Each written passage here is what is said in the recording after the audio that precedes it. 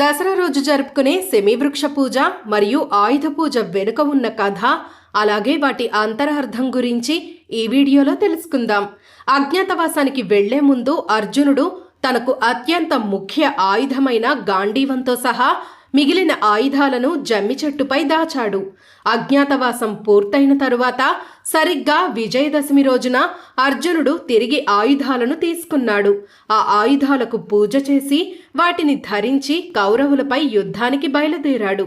ఈ ఆయుధ పూజ యుద్ధంలో అర్జునుడికి విజయాన్ని అందించింది. ఈ సంఘటనకు గుర్తుగా నేటికి విజయదశమి రోజున జమ్మి చెట్టుకు పూజ చేయడం, మన పనిముట్లను ఆయుధాలుగా భావించి పూజించడం ఆచారంగా ఉంది. మరొక కథనం ప్రకారం మహిషాసురుని సంహారం కోసం త్రిమూర్తులు వారి ముగ్గురి తేజస్సుతో ఆ పరాశక్తిని సృష్టించినప్పుడు దేవతలందరూ దుర్గాదేవికి వారి దివ్యాయుధాలను ఇచ్చారు. ఆ విధంగా 9 రోజుల పాటు మహిషాసురునితో యుద్ధం చేసి అతనిని దుర్గాదేవి సంహరించింది.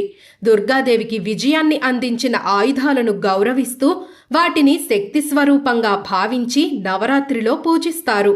అందుకే ఈ రోజున శక్తి, జ్ఞానం, సంపద స్వరూపాలైన దుర్గా, సరస్వతి, లక్ష్మీదేవిలను ఆయుధ పూజలో స్మరించుకుంటూ వారిని పూజించడం ఆనవాయితీగా మారింది.